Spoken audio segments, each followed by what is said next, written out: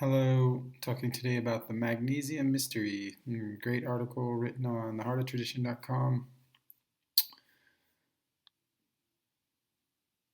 Coming from the book as well, The Mysteries of Nutrition, Life-Changing Ideas to Heal the Body.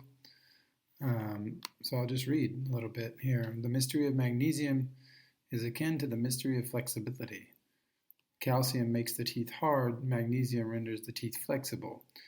When combined, the teeth have strength. Without flexibility, the tissues, bones, or cellular structures become rigid, overly permeable, lacking in local viscosity, or at worst, they die. One example, magnesium helps the hemoglobin's oxygen transport functions via magnesium-dependent structural flexibility and magnesium-dependent viscosity. Not too sticky, nor too dry. Magnesium assists the formation of the sigmoidal surface of the hemoglobin platelet, allowing for better uptake and offloading of the oxygen molecule, increasing oxygen efficiency. The flexible structure itself is a product of magnesium's role in buffering the calcium input to ensure magnesium flexibility in the structures of the body, including the cell, and provides a healthy viscosity due in part to magnesium's water-carrying capacity. This also ensures the right shape and form, discocytes, to the platelets, allowing them to better fit in the capillaries and deliver nutrients to the body. Magnesium is also nature's calcium channel blocker. This key function reduces inflammation via downregulating the contractions caused by too much calcium in the blood and tissues. 30% of the cell's energy is used in trying to remove calcium from the cell.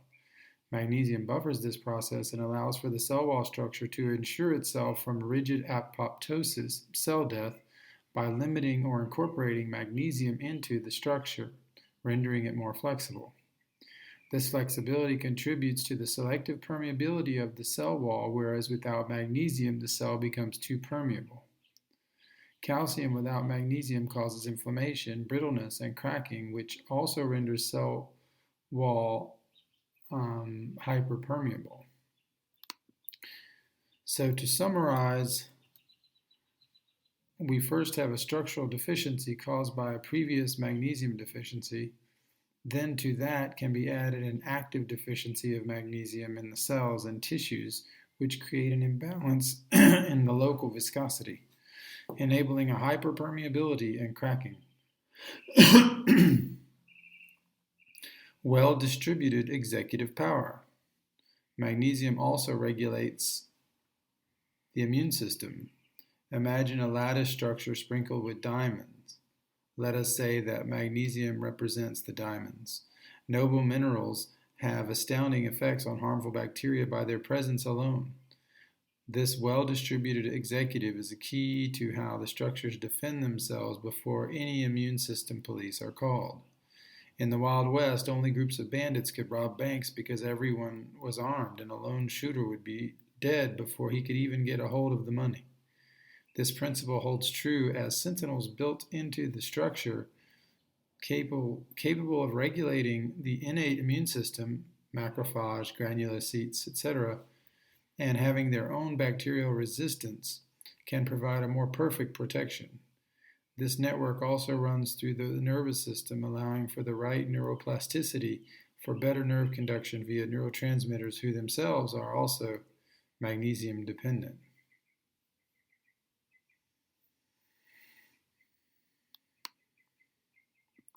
All right. And then one more thing here, the spark of cellular exchange. Whether we are talking about chelation, uptake, bonding, enzyme conjugation, catalyzation, detoxification, or the regulation of membrane transport, magnesium is the spark. In the living body, enzymes play a key role in the cellular interactions. Magnesium is involved in all of these interactions through the enzyme's own dependence on magnesium for a more perfect transformation, catalyzation, chelation, or conjugation. Magnesium is an essential factor for enzyme and hormone efficiency. Many supplements which have been made outside the body, such as magnesium malate, magnesium citrate, magnesium aspartate, magnesium glycinate, magnesium threonate, etc., differ from the R form, natural, and mirror molecule within the living body. The body creates these forms from the base magnesium chloride molecule by acidification processes combined with lipid molecules, fats, to create what it needs internally. This does not mean that these supplements do not have value, as they can be helpful in certain situations. However, once the transdermal route for magnesium chloride is understood fully in the future, as it was in the past through Roman and Greek thalasso, bath, and thermal culture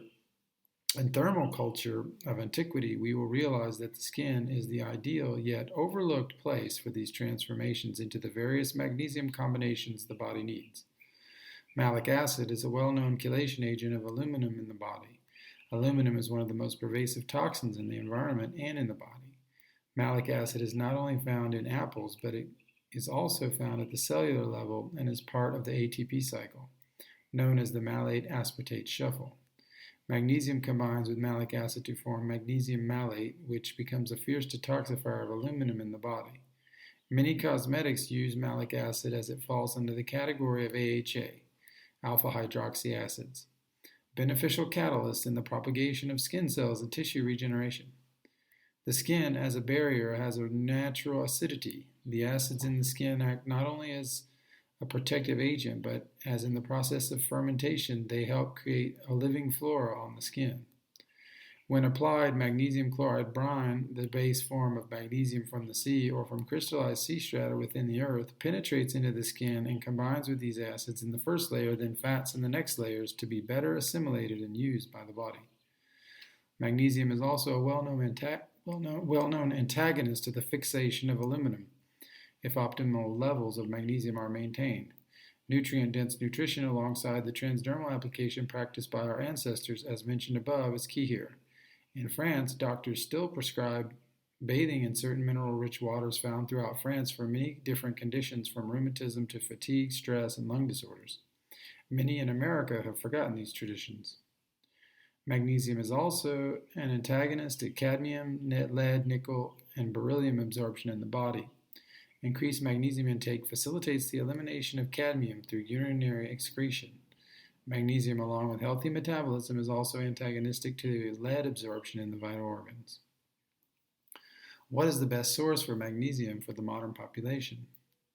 A naturally formed soft stone called bischofite, found in the crystallized Zechstein sea deposits underneath the city of Vindam in Holland, contains the only form of pure magnesium chloride.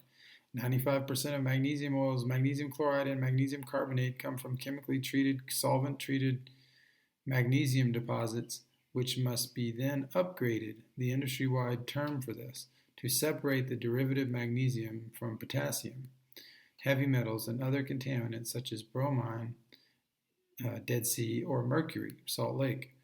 The magnesium is stripped and sterilized to be the isolated substance MgCl.